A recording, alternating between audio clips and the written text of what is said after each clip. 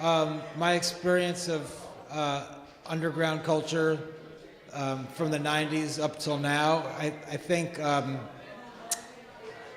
the '90s at least, I sort of thought of underground culture as being maybe only a handful of specific cultures, and I think that was just my own ignorance of it. I think there were actually a lot of different cultures going on that I wasn't really aware of, and I think that's true today as well. I think, I mean, I have a lot of, there's a lot of art and a lot of, I mean, everything that is brought to bear in a culture. There's a lot of things that I'm aware of, and there's tons of stuff going on that I don't know anything about. So when I think about underground culture, certainly like there's like a community that I've worked with and within a lot. In some cases with people I've worked with for a long time, and other cases with people I'm only just getting to know in recent years. I think, I mean, I guess one of the obvious differences between '90s culture and culture today is the effect that the internet has on people's lives, and their sense of community and culture that's formed oftentimes strictly through the internet. And I don't know exactly what effect that's having on cultures. I think it's accelerated the pace of how information is disseminated and absorbed and sort of discarded. But that's kind of an obvious answer. Obviously, for someone like me who's, amongst other things, in the business of trying to sell music, a lot of those things have changed. I mean, in terms of my own relation back and forth between underground culture and mainstream culture, I've been kind of out of the loop with mainstream culture since I was a teenager. So, you know, I'm aware of what's going on in the mainstream, but I don't know a whole lot about it.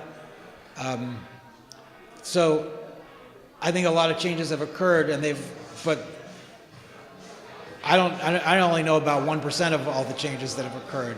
You know, like I feel that there's a lot of things I can tell you about that are very close to me, but it's only scratching the surface. And I guess that would be sort of my main point of it, is that there are so many cultures going on right now. I guess you can find out about more of them more easily now because of the internet. But by the same token, there's tons of stuff, you know, going on that, you know, I don't have any business knowing about. You know what I mean? Like just like much younger people and people in different, you know, it's like, it's not, it doesn't have anything to do with me, you know? And that's good. That's cool, you know? Like there are cultures that should just do their own thing, you know, and like that's awesome. So, I don't know.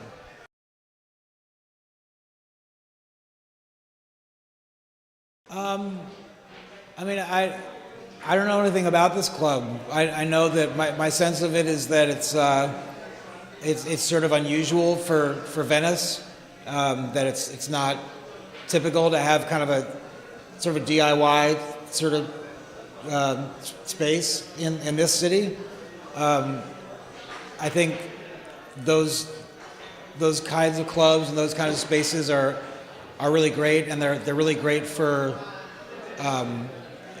helping out sort of people who want to sort of be on kind of a fringe, and that's cool. A lot of times there are complications with building codes and health codes and things like that. There was a pretty bad fire that occurred at a space like this in Oakland, California, a couple months ago. A lot of people died in that fire, and consequently, like a lot of places like that in America are getting shut down. Like there have been places like this all over America for a long time. Some of them are more well known than others, and in general, like the police will often say, okay, as long as you don't get in any trouble, like, you know, do your thing. And then this fire happened in Oakland, and people are looking at spaces like this a lot more closely, and I think that there is, I think there's a little bit of cultural identity that comes with a place like this. Of people sort of are into the fact that it sort of breaks the rules, and maybe it says, well, you know, we don't care if if everything's up to code or if everything's really safe. And there's a slight danger that comes with that, and I think that that's attractive to a lot of people. So I don't know what to say about it. I'm really glad that places like this exist. And I've been sort of, just from being into punk rock music, I've been sort of in and around spaces like this for a really long time. They're very comfortable to me, and I think it's just part of the landscape of what of sort of the circles I've been traveling in for a long time. And they're harder to preserve in larger cities now. You know, I mean, cities, at least in America, it's like you have like a handful of really wealthy cities, and then just like the rest of the country is like almost uninhabitable. You know, the disparity between rich and poor in America right now is really extreme. Anyway, I like places like this. I think they should be. They take a lot of work, and for, you know, usually for no money at all, and that's true for almost any punk rock space anywhere. So I'm for them.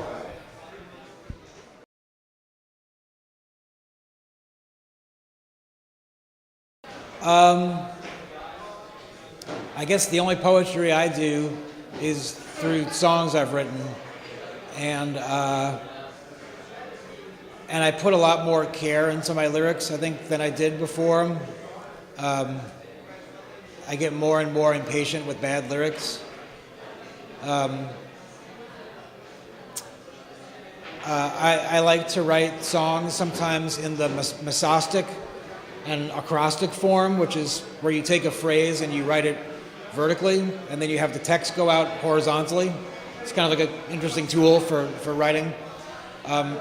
Actually, I have an album coming out in about 2 weeks that's a collaboration with a poet from New York City named Holly Anderson.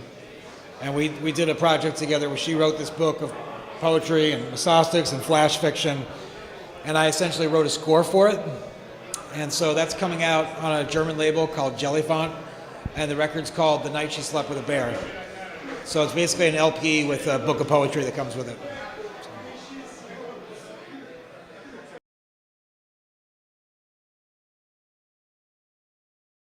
Well, that collaboration with Holly's coming out in a couple of weeks. I recorded an album last year with a drummer named Kid Millions from Oneida and the Boredoms, and James McNew from Yola Tango playing bass. We don't have a name for it yet, but we're hoping that record's going to come out this year. My band, the Martha's Vineyard Fairies, is going to have a new record this year. I play in a band called The New Year, and we have a new album coming out in April. I just scored a movie called La Barracuda that's going to be premiering at South by Southwest next month. That's all I can think of right now. I think that's it.